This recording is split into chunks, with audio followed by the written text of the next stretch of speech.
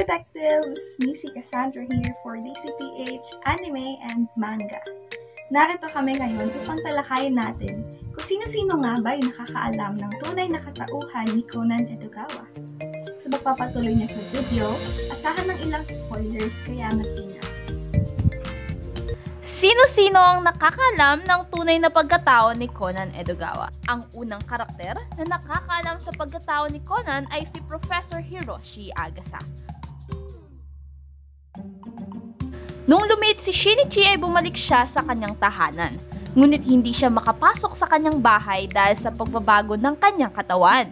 Maya-maya ay lumitaw si Agasa dahil sa kanyang eksperimento na pumalpak. Nakausap ni Shinichi si Agasa, ngunit hindi niya agad pinaniwalaan na ang batang kausap niya ay si Shinichi.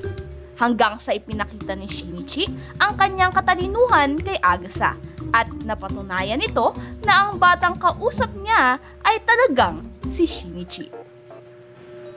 Pangalawa ay ang mga magulang ni Shinichi, ang mag-asawa na si Yusaku at Yukiko Kudo.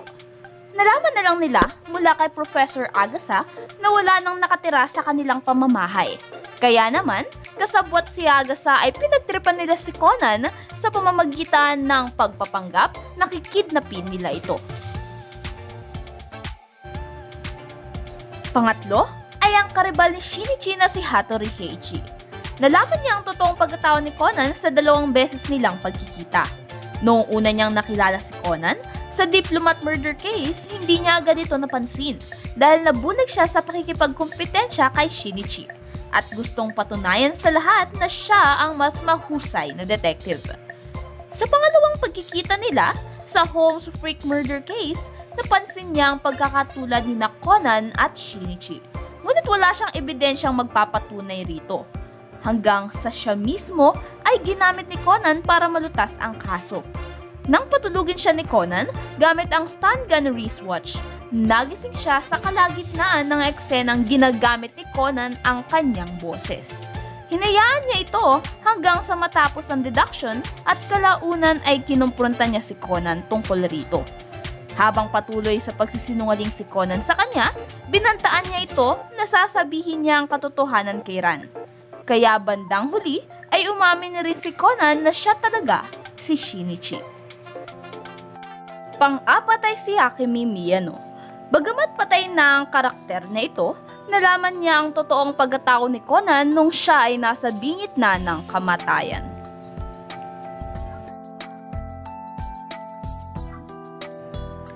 Panglima ay si Ai Haibara na may totoong pagkatao bilang Shiho Miyano.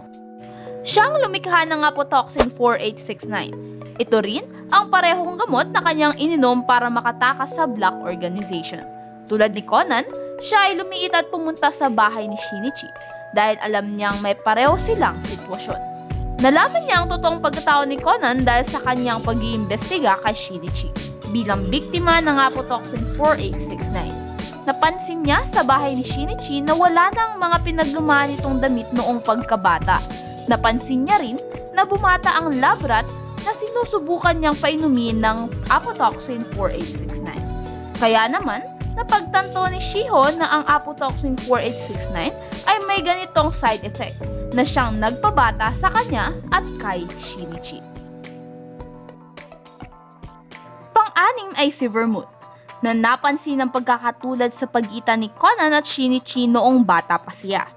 Pinili niyang hindi ibuko si Shinichi sa Black Organization, hindi lang dahil niligtas siya ni Shinichi at Ran noong siya ay nag-disguise na serial killer sa New York, kundi dahil gusto niya ring itago ang kanyang pagkakaugnay sa isang misteryosong project mula sa ibang members ng Black Organization.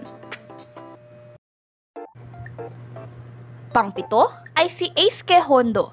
Inihag niya ang kanyang kaalaman sa tunay na pagkatao ni Conan sa karaoke box case. Sinabi niya kay Conan ang intensyong magpunta sa Amerika para sundan ang yapak ng kanyang ama at ate bilang CIA members.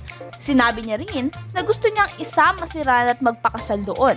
Pero gusto niya munang magpaalam kay Shinichi dahil alam niyang nagmamahalan sila ni Ran. Dito na pinigilan ni Conan si Eisuke at tinapat na siya ay si Shinichi Kudo. Dito na nakumpirma ni Eisuke ang kanyang hinala na si Conan at Shinichi ay iisa, bagamat hindi niya alam kung paano siya lumiit. Noon pa man ay napansin na ni Eisuke na iba ang detective skills ni Kogoro, bago at tuwing siya ay nagiging sleeping Kogoro.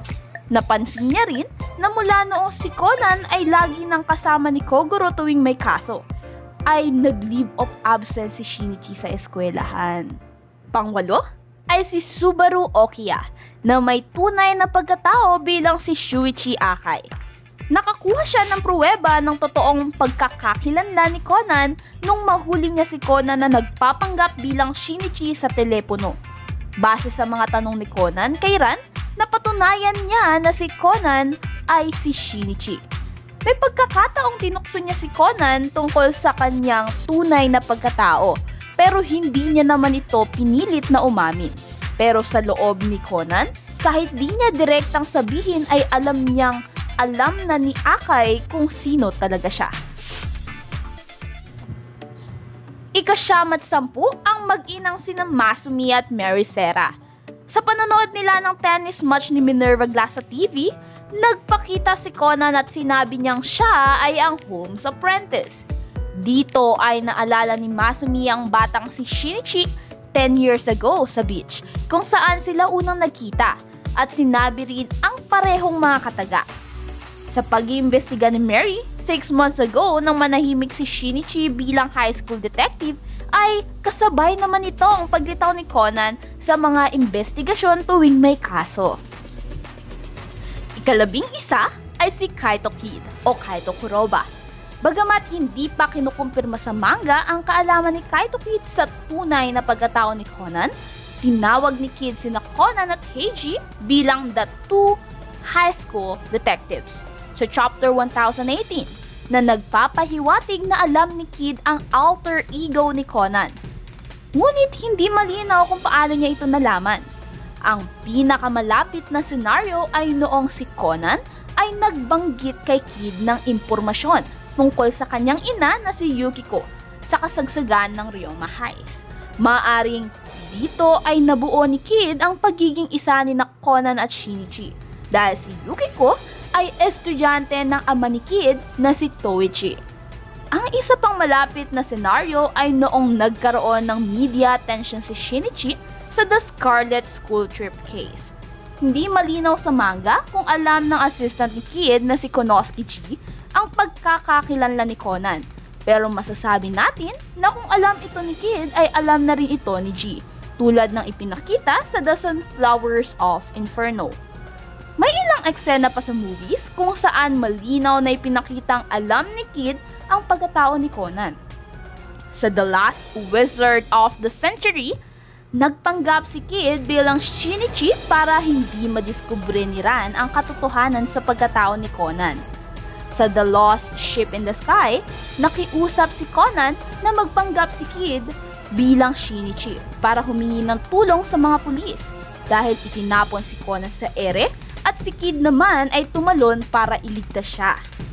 Sa The Fist of Blue Sapphire, si Kid ay nagpanggap na Shinichi at sumama sa Singapore kung saan siya ay may misyong makuha ang Blue Lapis Fist. Patago niyang isinama si Conan sa intensyong matulungan siya nito sa misyon. Sa kabilang banda, ay natulungan din ni Kid si Conan sa kagustuhan nitong makasama sa Singapore dahil si Conan ay walang passport.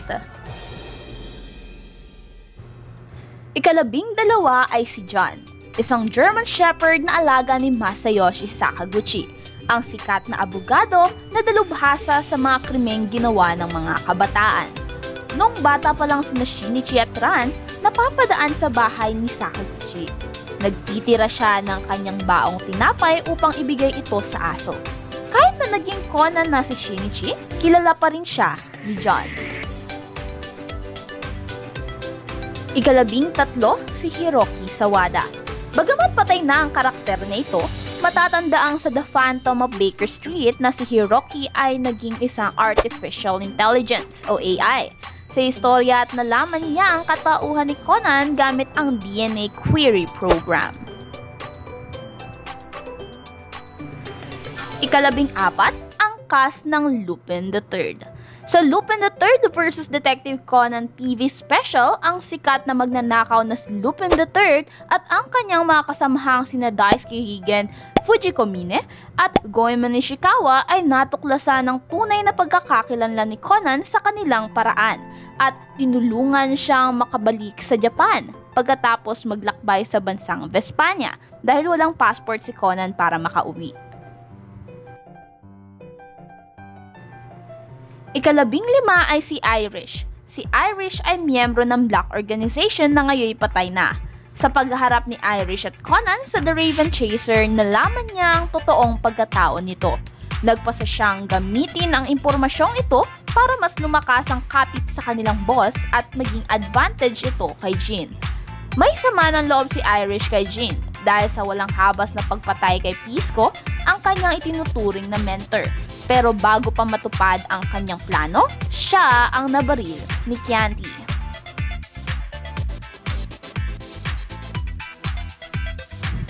Ika-16, si Alan Smithy. Sa Lupin III vs. Detective Conan the Movie, sinabi ni Conan ang kanyang totoong pangalan kay Alan bago ito namatay.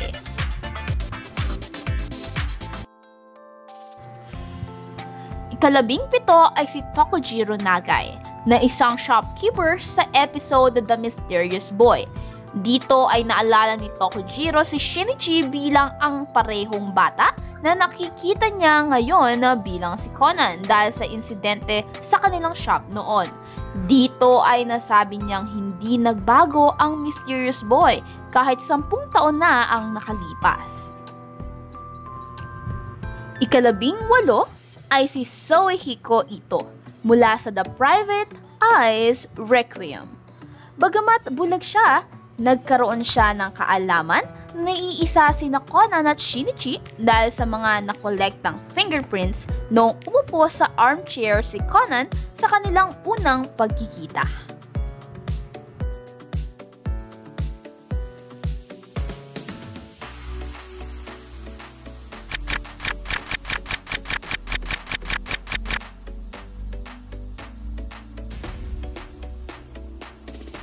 Maraming salamat, detectives! Kung nagustuhan niyo ang video na ito, subscribe na sa DCPH Anime and Manga YouTube channel and hit the bell button for our latest updates.